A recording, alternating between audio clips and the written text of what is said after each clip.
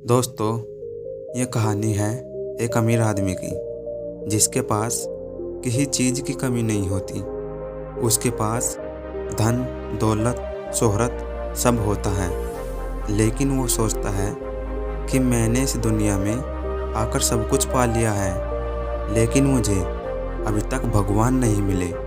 वो इसी खोज में पड़ जाता है और उसके बाद में भगवान भी मिल जाते हैं।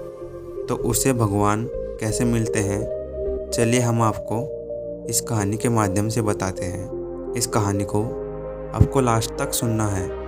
इससे पहले आप कहानी में खो जाएं, इस वीडियो को लाइक करके चैनल को सब्सक्राइब जरूर कर लीजिएगा। तो चलिए इस कहानी को स्टार्ट करते हैं। उस वक्त की बात है जब भगवान बुद्ध इस धरती पर अवतरित थे। एक व्यक्ति जिसके पास धन दौलत की कोई कमी नहीं है, उसके साथ जीवन काटने वाली एक पत्नी और राम लक्ष्मण जैसे 2 बच्चे भी हैं। उसके पास सब कुछ है। फिर एक दिन उस व्यक्ति के मन में भगवान को पाने की लालसा जगी। उसने सोचा कि मैंने बहुत सारा धन कमा लिया है, अब कभी धन की कमी नहीं आएगी, पर मेरे पास ईश्वर नहीं है। मुझे ईश्वर के दर्शन करने हैं। उस व्यक्ति ने ईश्वर को खोजने की ठान ली। फिर उसने कई सारे मंदिरों और धर्म स्थानों का निर्माण करवाया, पर उस व्यक्ति को ईश्वर के दर्शन नहीं हुए। फिर उसने दान पुण्य करना शुरू किया। उसने अपने खजाने से कई सारा धन दान पुण्य में लगा दिया, फिर भी उसे ईश्वर नहीं मिले। फिर उस व्यक्ति ने सोचा कि अब मैं बड़े बड़े धामों की तीर्थ यात्रा करूंगा। उस व्यक्ति ने कई तीर्थ स्थानों के दर्शन किए। ऐसे ही 20 साल गुजर गए, पर उस व्यक्ति को ईश्वर नहीं मिले। भगवान को पाने की कोशिश करते करते वो इंसान थक गया और आखिरकार वो एक दिन महात्मा बुद्ध के पास गया और कहने लगा कि महात्मा, मैं 20 साल से ईश्वर को खोज रहा हूँ, पर मुझे ईश्वर कभी नहीं मिले। क्या आप मुझे ईश्वर को पाने का कोई मार्ग दिखा सकते हैं? उस व्यक्ति की बातें सुनकर महात्मा बुद्ध उससे पूछने लगे कि सुनो बालक, ईश्वर खोजना कोई बड़ी बात नहीं है, वह तो बड़ी आसानी से मिल जाते हैं। अच्छा, तुम ये बताओ, ईश्वर को खोजने के लिए तुमने क्या किया और कहाँ कहाँ खोजा?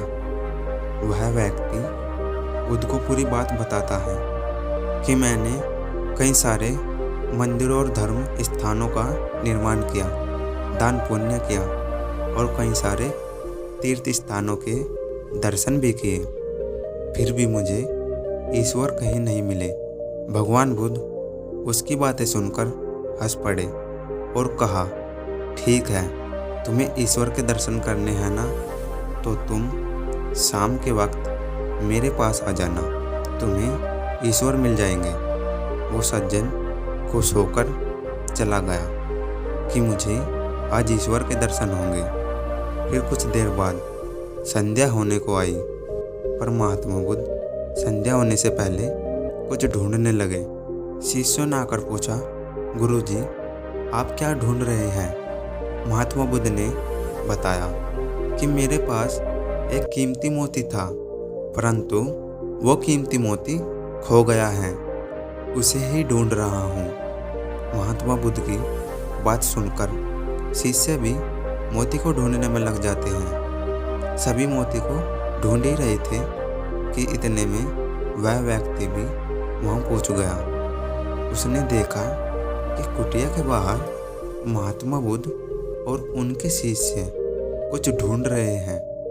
उस व्यक्ति ने बुद्ध के पास जाकर पूछा, गुरुजी, आप सब क्या ढूंढ रहे हैं? महात्मा बुद्ध ने बताया कि मेरा कीमती मोती खो गया है, उसे ही ढूंढ रहे हैं। यह सुनकर वो व्यक्ति भी उस खोए हुए मोती को ढूंढने के लिए पूरी लगन से लग गया।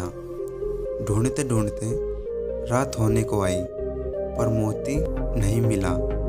वह व्यक्ति परेशान हो गया।